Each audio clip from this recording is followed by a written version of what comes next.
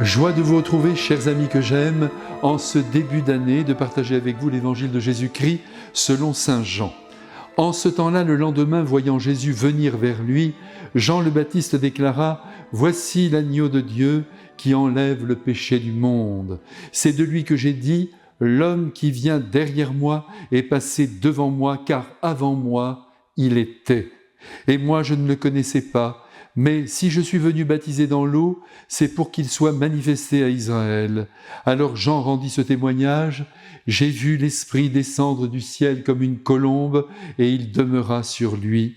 Et moi, je ne le connaissais pas. Mais celui qui m'a envoyé baptiser dans l'eau m'a dit, « Celui sur qui tu verras l'Esprit descendre et demeurer, celui-là baptise dans l'Esprit Saint. » Mes frères bien-aimés, Noël s'est déjà évanoui. C'est ainsi, le temps nous fuit comme l'eau entre nos mains lorsque nous les plaçons sous une fontaine. Et pourtant l'enfant Dieu dort encore dans la crèche, entre ses parents émerveillés par sa naissance, et j'espère que nous l'avons été aussi durant ces jours saints, car sa venue sur la terre, en traversant le ventre d'une femme, et quelle femme, est célébrée chaque année pour illuminer notre vie, pour la bouleverser de fond en comble et surtout pour nous faire estimer notre propre humanité et en particulier notre corps sans lequel nous ne pourrions pas nous voir, nous ne pourrions pas nous entendre, nous ne pourrions pas nous aimer.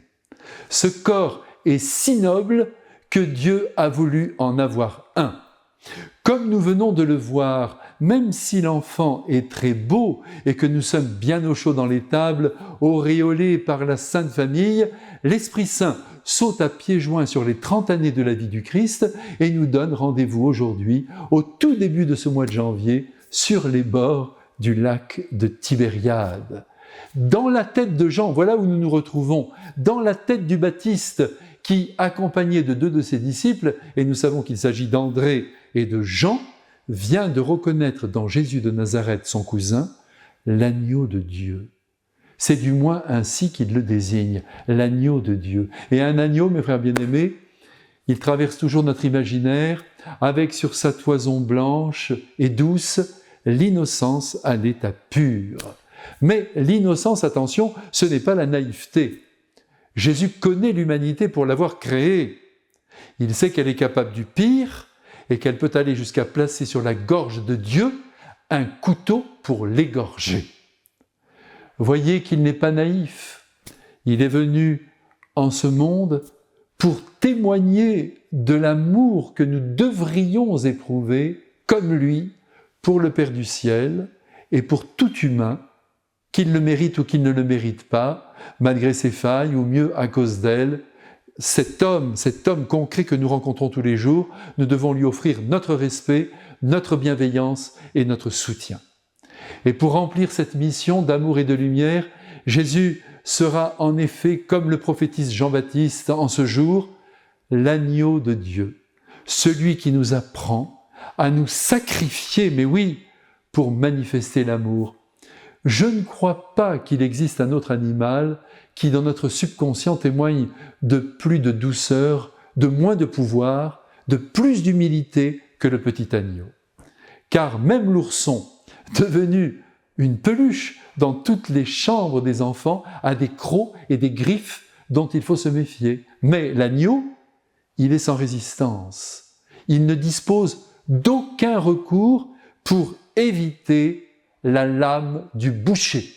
Et la coutume, même si on peut le regretter, veut que l'on tue à Pâques un petit agneau pour célébrer dans la joie la mort et la résurrection du Christ. Il est donc bien l'agneau de Dieu qui, en mourant et en ressuscitant, nous fait toucher le réalisme de son amour et nous montre qu'aimer, mais oui, aimer, c'est aussi souffrir, c'est s'oublier soi-même pour le bonheur d'autrui. Et une maman ou un papa digne de ce nom savent que je dis là la vérité, si bien qu'il ne faut jamais oublier que l'amour porte un autre nom, celui de sacrifice. Mais oui, et c'est pourquoi nous avons si souvent peur d'aimer. En aimant, nous souffrons.